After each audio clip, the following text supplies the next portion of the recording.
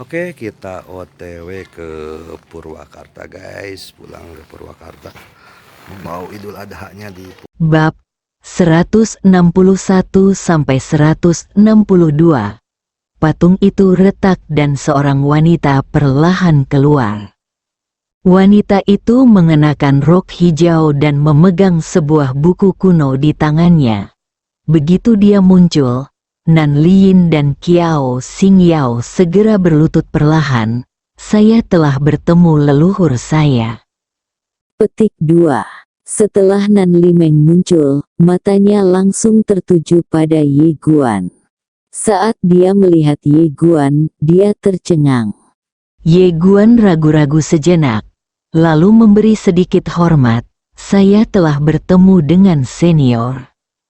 Pada saat yang sama, dia bertanya dalam hatinya, Tuan Ta, apakah Anda kenal senior ini? Xiao Ta berkata, ya. Ye Guan tertegun. Lalu dia berkata, Tuan Ta, apakah kamu tahu semua ini? Xiao Ta bertanya apakah ada pertanyaan. Ye Guan sedikit penasaran, Tuan Ta, apa yang kamu lakukan sebelumnya? Saya merasa seperti banyak orang yang mengenalmu. Xiao Ta berkata dengan tenang, aku hanya pekerja paruh waktu. Ye Guan dengan cepat bertanya, apakah kamu bekerja untuk ayahku? Xiao Ta terdiam. Ye Guan bertanya lagi, berapa gaji bulananmu? Xiao Ta, saat ini, Nan Limeng tiba-tiba tersenyum dan berkata, kemarilah. Nan Limeng mengangguk, ya. Ye Guan ragu-ragu, lalu berjalan ke arah Nan Limeng. Nan Limeng memandang Ye Guan, dan setelah beberapa saat, dia tersenyum tipis. Dia pasti sangat menyukainya. Kamu, ayahku. Nan Limeng menggelengkan kepalanya. Kakekmu? Ekspresi Ye Guan membeku, brengsek. Apakah aku berpura-pura menjadi kakek lagi? Nan Limeng tersenyum dan berkata, aku tidak pernah menyangka akan bertemu denganmu seperti ini. Ye Guan bertanya, siapa seniormu? Nan Limeng tersenyum tipis, aku adalah teman baik kakekmu. Membungkuk dalam-dalam, junior telah bertemu senior. Melihat pemandangan ini, senyuman di wajah Nan Limeng tiba-tiba menjadi lebih cerah, dan ada sentuhan kelembutan di matanya. Melihat pemandangan ini, Nan Liyin di samping menghela nafas lega. Melihat Nan Limeng seperti ini, dia tahu bahwa meskipun leluhurnya tidak membiarkan klan Nanli mendukung Ye Guan, mereka tidak akan menghukumnya. Saat ini, Nan Liyin tiba-tiba melihat ke arah Nan Liyin, mengapa kamu memanggil leluhur? Nan Liyin segera menceritakan semuanya. Setelah mendengar ini, alis Nan Limeng tiba-tiba mengerutkan kening. Dia menatap Ye Guan dan bertanya, apakah kamu sendirian sekarang? Ye Guan berkata dengan cepat, ada juga Tuan Ta. Nan Liyin tertegun, lalu tersenyum dan berkata, itu dia. Setelah mengatakan itu, dia melihat ke arah Nan Liyin dan berkata, kamu melakukan pekerjaan luar biasa. Nan Liyin langsung gembira. Nan Limeng memandang Nan Liyin dan berkata bersama Xuan Qi, orang ini adalah cucu dari teman lamaku. Kami, klan Nanli, dapat melakukan yang terbaik untuk membantunya. Nan Liyin tampak serius dan ingin mengatakan sesuatu yang lain. Tetapi Nan Limeng melanjutkan, jangan khawatir tentang hal lain, bantu aku sampai mati dan itu saja. Nan Liyin mengangguk sedikit, saya mengerti. Meskipun dia bingung, dia tidak bertanya apapun dan hanya mendengarkan leluhurnya. Di samping, Ye melihat kedua wanita itu dan tidak bisa berkata-kata. Kalian berbisik lagi. Katakan padaku, aku, Ye Guan, bukan orang yang suka bersuara keras. Aku pasti tidak akan menyebarkannya. Nan Limeng memandang Ye Guan dan berkata sambil tersenyum, anak kecil, aku pergi. Ye Guan berkata dengan serius, senior, Tuan Ta mengatakan bahwa kakekku. Brengsek, Duan Ye Guan berkata dengan suara gemetar, anak kecil, jangan bicara omong kosong, aku tidak pernah mengatakan hal buruk tentang kakekmu, jangan bicara omong kosong. Ye Guan, Nan Limeng kilatan kesempitan muncul matanya. Apa yang Tuan Ta katakan tentang kakekmu? Ye Guan berkata sambil tersenyum, Tuan Ta berkata bahwa kakekku sangat kuat, apakah dia benar-benar sangat kuat? Nan Limeng berkata sambil tersenyum, untungnya, dia sekarang aku hampir tidak mengambil tindakan apapun. Ye Guan berkedip, apakah tidak ada musuh? Nan Limeng tiba-tiba tertawa. Lelaki kecil ini benar-benar mencoba menipunya. Nan Limeng tersenyum dan berkata, kekuatan kakekmu hanya sedikit lebih baik dari Ta Mastermu. Xiao Ta, Ye Guan menggelengkan kepalanya dan tersenyum. Senior ini tidak semudah dibodohi seperti Ta Master. Nan Limeng tersenyum, lalu berkata, anak kecil, aku pergi, kamu bekerja keras. Masa depan sangat sulit, terutama keluargamu, sungguh sangat miskin. Mendengar ini, wajah Ye Guan tiba-tiba menjadi gelap. Kamu tidak berhutang, kan? Nan Limeng berkedip, sepertinya ada. Ye Guan terdiam. Astaga, lebih baik tidak mengenali leluhur dan kembali ke klan. Melihat wajah Ye Guan menjadi gelap, Nan Limeng Jiao tersenyum. Dia melirik ke samping Nan Lin, lalu perlahan menghilang. Nan Lin terdiam. Dia tahu apa arti penampilan leluhurnya ketika dia pergi. Dia ingin dia membantu Ye Guan. Nan Lin memandang Ye Guan. Hatinya penuh keraguan. Apa alasan nenek moyangnya mendukung pemuda ini terlepas dari Akademi Guangxuan dan Paviliun Xiambao? Sangat penasaran, pada saat ini, Ye Guan tiba-tiba melihat ke arah Nan Lin. Senior, saya memikirkannya dan memutuskan untuk tidak melibatkan klan Nanli. Nan Lin segera berkata, apa yang kamu bicarakan? Kamu tidak melakukannya. Apakah kamu mendengar itu? Kakekmu mengenal leluhurku. Jadi kita bisa dianggap saudara, karena kita adalah bangsa kita sendiri. Bagaimana mungkin kita tidak terlibat?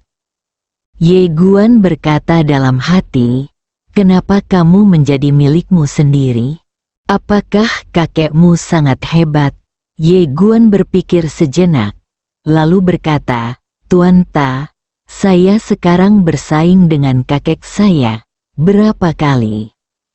Xiao Ta berkata dengan tenang, dia harus mengalahkanmu seperti seorang cucu.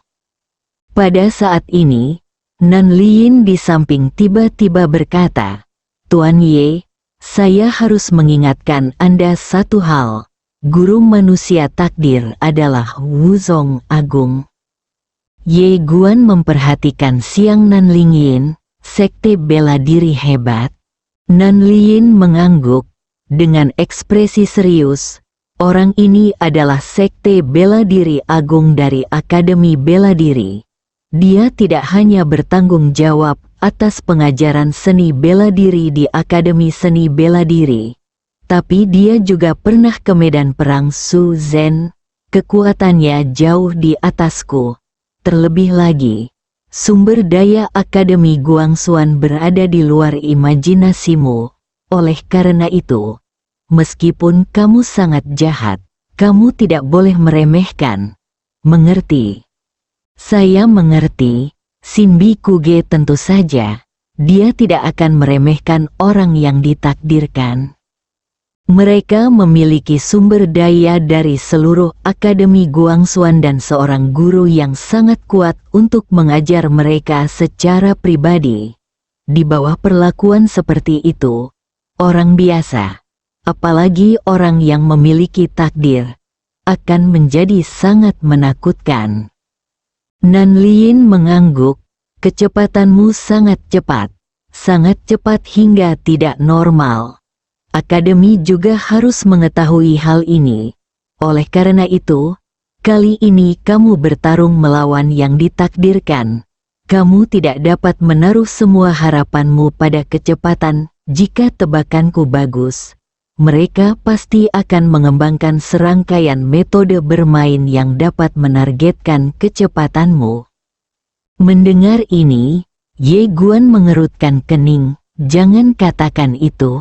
Dia benar-benar mengabaikannya. Semua orang tahu bahwa dia sangat cepat. Akademi Guangxuan juga harus mengetahuinya.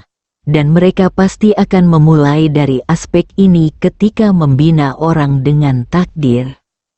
Nanlin melanjutkan, kamu adalah dewa bela diri, dan kamu tidak boleh menyebarkannya kepada orang luar. Oke? Ye Jian mengangguk. Aku mengerti, Nanlin mengangguk sedikit, ini adalah kartu truf terbesarmu saat ini. Namun, saya pikir itu masih belum cukup. Anda perlu pertarungan yang sebenarnya. Ye Guan mengangguk, tapi saya kekurangan lawan yang cocok. Saat dia berkata, dia memandang Nanlin, yang menggelengkan kepalanya. Saya tidak cocok menjadi lawanmu, dan kamu pasti orangnya sekarang. Kamu tidak bisa mengalahkanku, dan jika aku melawanmu, itu tidak masuk akal. Ye Guan terdiam. Terlalu sulit baginya untuk menemukan lawan yang cocok sekarang. Nan Lin tiba-tiba berkata, sejauh yang saya tahu, Anda kenal Nona Ye Guanzi, kan? Nanlin memandang Ye Guan. Cari dia, Nanlin berkata dengan suara yang dalam. Hanya ada beberapa orang di seluruh Akademi Guangxuan yang memenuhi syarat untuk menjadi lawanmu. Dan orang yang paling mungkin membantumu adalah Ye Guanzi berpikir sejenak. Dan kemudian berkata, bukankah dia sudah dipenjara? Mendengar ini, Nanlin menghela nafas dengan suara rendah. Memang sulit, dikenakan sanksi oleh Akademi Guangxuan dan Paviliun Xiambao pada saat yang sama. Ye Guan tidak bisa berbuat apa-apa. Di sampingnya, Qiao Xingyao tiba-tiba berkata, pergi ke Jianzhong. Mendengar ini, Ye Guan dan Nanlin sama-sama tercengang. Qiao Xingyao berkata dengan serius, Tuan Muda Ye berhubungan baik dengan Cao Bai itu. Selama Anda memberitahu Cao Bai, dia akan datang menjemput Tuan Muda Ye. Dan jika Tuan Muda Ye pergi ke Sekte Jian, baik Akademi maupun Paviliun Xiambao bisa melakukan apa saja padanya. Nanlin berkata dengan sungguh-sungguh, apakah Cao Bai bersedia membantu? Qiao Xingyao mengangguk. Mungkin, karena ketika dia bertarung dengan Tuan Ye hari itu, dia dan Tuan Ye saling menyayangi, dan ahli pedang di dunia juga telah membatalkan kasus Tuan Ye. Oleh karena itu, saya yakin, Cao Bai pasti akan membantu Tuan Ye. Terlebih lagi, Tuan Ye adalah seorang pendekar pedang.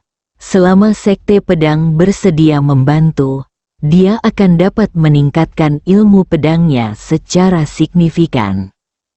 Ye Guan mengangguk, jika memungkinkan, saya ingin mengunjungi Sekte Pedang. Dia adalah seorang kultivator pedang, dan dia sangat ingin mengunjungi Sekte Pedang. Itu adalah sekte budidaya pedang terbesar di alam semesta Guangxuan sekarang. Nan Liyin tiba-tiba berkata, "Saya akan menghubungi Cao Bai." Ye Guan mengepalkan tinjunya. "Terima kasih." Nan Liyin berkata, "Tunggu sebentar." Di tempat yang sama, Ye Guan berkata dalam hatinya, "Tuan Ta, apakah Jian Zong didirikan oleh ahli pedang di dunia?" Xiao Ta berkata, "Tidak." Ye Guan sedikit mengernyit, "Tidak?" "Ya, Jian Zong pendirinya adalah penggarap pedang Xiao Yao, yang telah mengejar kekalahan sepanjang hidupnya. Dan setelah dia, master dari sekte pedang adalah kamu. Master pedang King San, master pedang King San." "Xiao Ta," dia berkata dengan lembut, "Master pedang King San, penggarap pedang Xiao Yao, saudari Tianming. Mereka adalah legenda lain. Di era ini, tidak banyak orang yang mengetahuinya. Tidak akan ada lagi dari mereka di dunia ini. Legenda." Ye Guan sedikit terkejut. Mengapa nada suara Tuan Ta tiba-tiba menjadi sedih?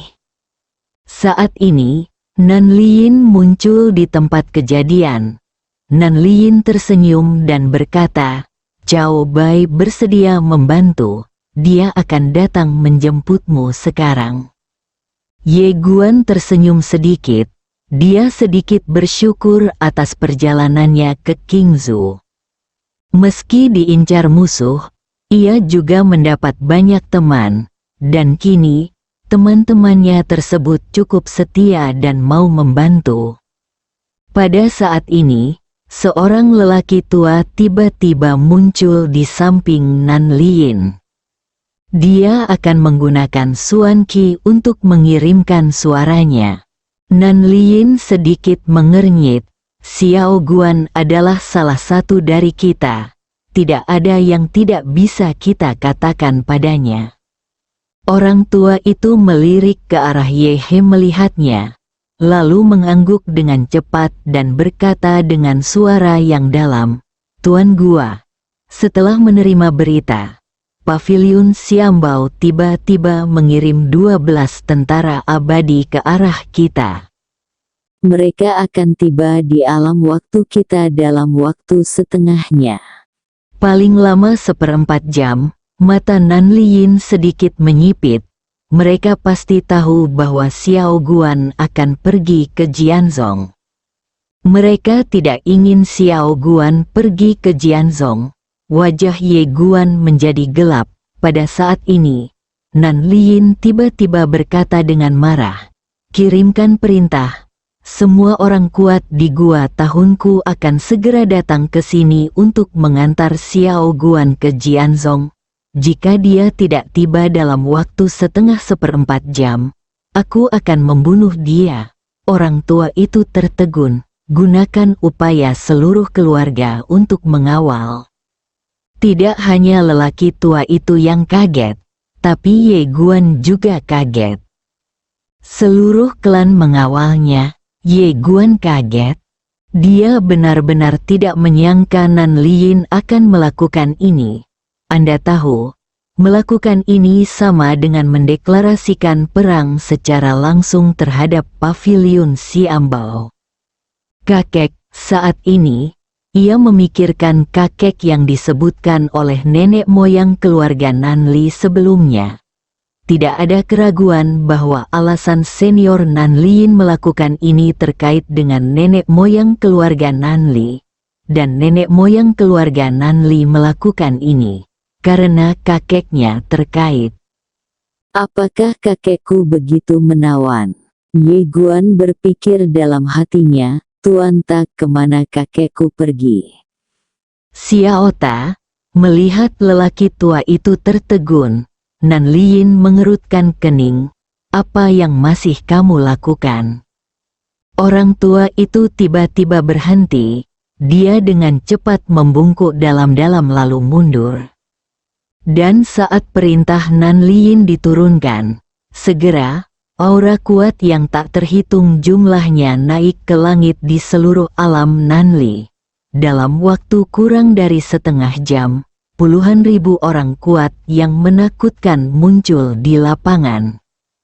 Di antara orang-orang kuat ini, mereka yang memiliki alam terendah semuanya berada di alam kesengsaraan Dao, dan ada ribuan orang kuat di alam Dengfeng. Ada juga beberapa orang kuat yang auranya bahkan lebih kuat dan menakutkan.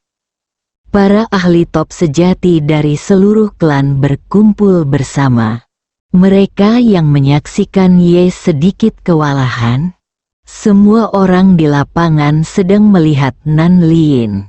Nan Liyin tidak memiliki ekspresi di wajahnya dan mengumumkan secara langsung, "Hari ini, seluruh klan Nanli kita akan mengantar Tuan Muda Ye ke Sekte Pedang."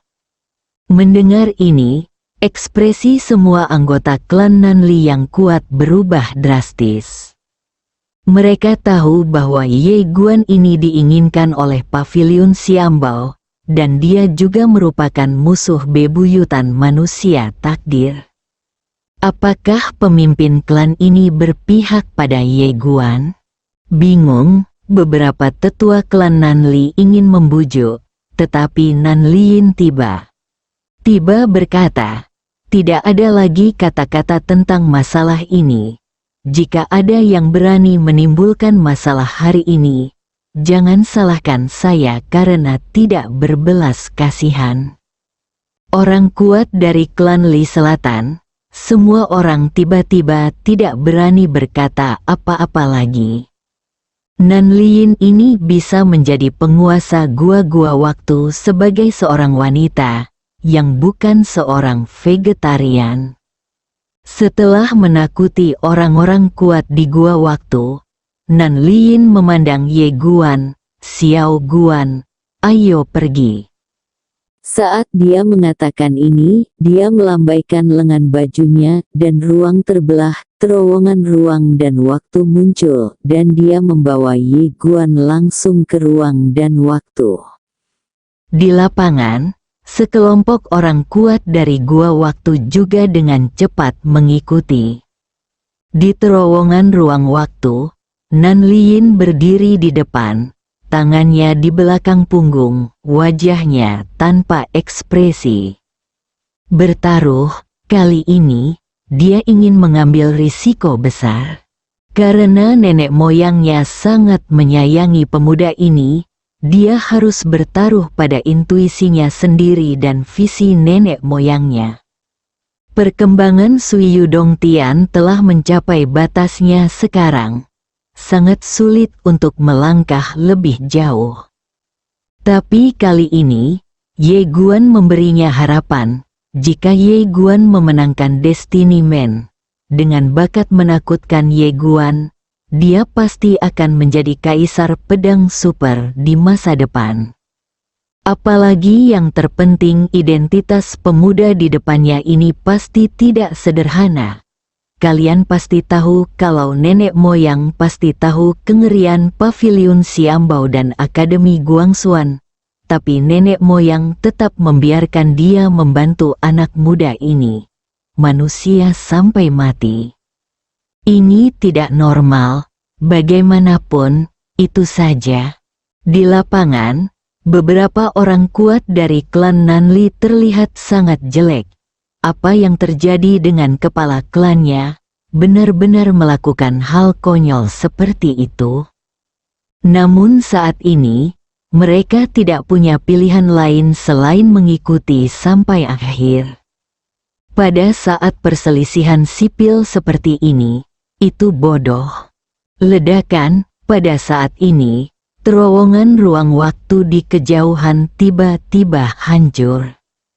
Nan Liyin menyipitkan matanya sedikit, melambaikan lengan bajunya, dan kekuatan menakutkan langsung menyelimuti semua orang.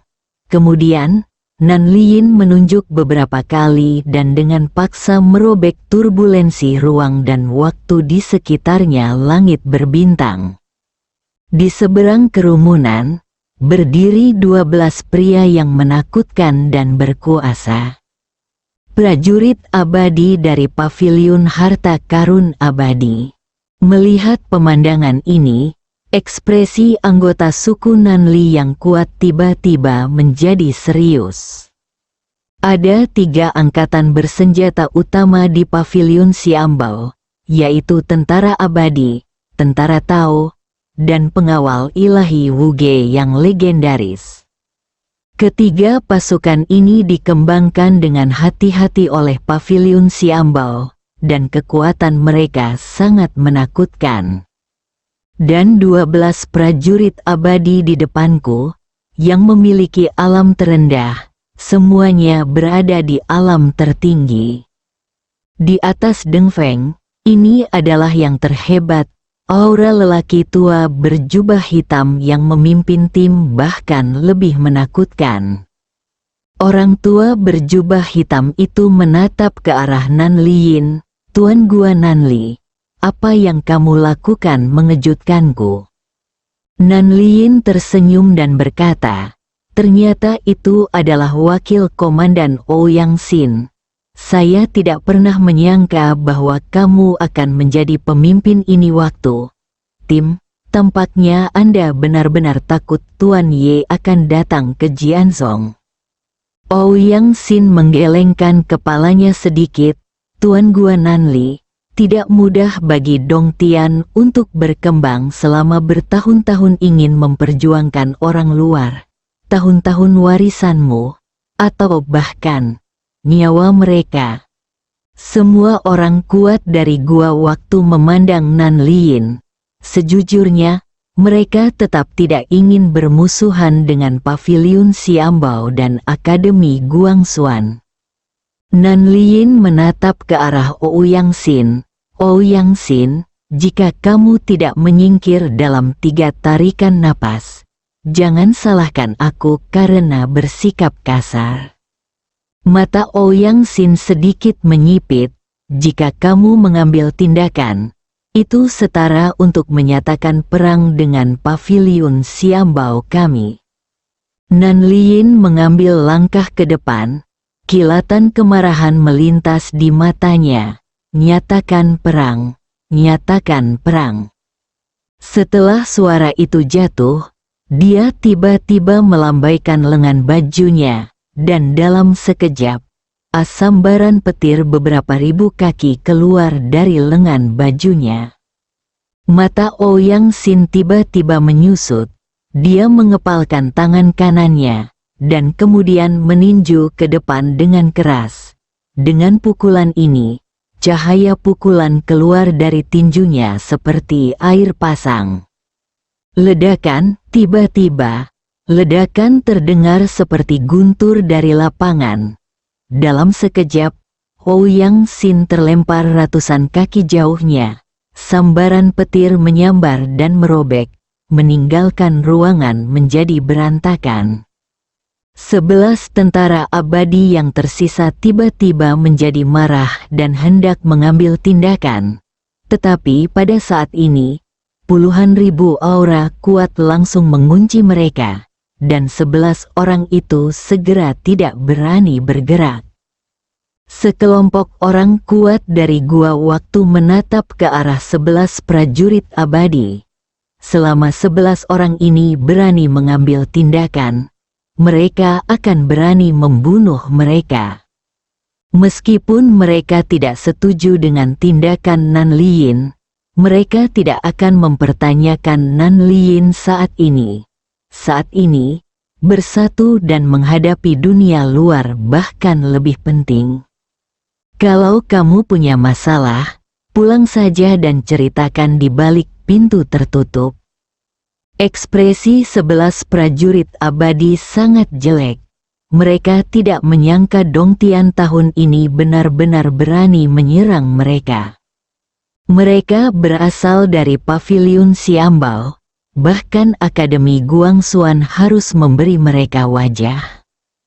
Dan kali ini, Dong Tian sebenarnya ingin menghajar mereka. Terlalu gila, pemimpinnya, Ouyang Xin, menatap Nan Liyin dengan marah. Nan Liyin, apakah kamu tahu apa yang kamu lakukan? Sudah kubilang, tahun-tahunmu akan hancur. Nan Liyin berkata tanpa ekspresi, Tuan Ye, ayo pergi. Dia melambaikan lengan bajunya, dan ruang itu terbuka. Dia menarik Ye Guan ke dalam ruang, dan sekelompok orang kuat dari gua waktu juga dengan cepat mengikutinya. Di tempat itu, wajah Ouyang Xin sangat jelek, beritahu para tetua. Saat dia mengatakan itu, dia mengeluarkan jimat transmisi dan menghancurkannya. Ouyang Xin memandang ke ujung langit berbintang di kejauhan dengan mata yang sangat galak. Nan Liyin, kamu akan membayar mahal untuk ini. Di terowongan ruang dan waktu, Nan Liyin meletakkan tangannya di belakang punggungnya, ekspresinya setenang air. Tapi ekspresi orang-orang kuat di gua waktu di sebelahnya sangat serius. Kali ini, gua waktu benar-benar bertentangan dengan paviliun harta karun abadi. Mereka sudah bisa membayangkan balas dendam paviliun Xiambao. Gua waktu sungguh tak tertahankan. Pada saat ini, seorang lelaki tua tiba-tiba menghampiri Nan Liyin. Dia ragu-ragu sejenak, lalu berkata, Tuan Gua, kami tahu bahwa Anda berhati-hati dan punya alasan untuk semua yang Anda lakukan. Tetapi pada saat ini, semua orang di dalam klan sangat berhati-hati. Khawatir, bisakah kamu mengungkapkan sedikit? Petik 2. Mereka tahu pasti ada alasan mengapa Nan Liyin membantu Ye Guan. Tapi kamu harus mengatakannya. Jika Anda tidak mengatakan apapun, semua orang akan panik. Nan Liyin terdiam. Dia juga ingin nenek moyang Nan Li Meng mengungkapkan sesuatu. Tapi nenek moyangnya juga tidak mengatakan apapun. Nan Liyin melirik semua pria kuat di gua waktu, dan semua pria kuat memiliki kekhawatiran di mata mereka. Nan Liyin berpikir sejenak, dan kemudian mengirimkan pesan misterius kepada lelaki tua di sampingnya. Penatua Agung, tahukah Anda, saya tidak akan menyakiti surga gua waktu.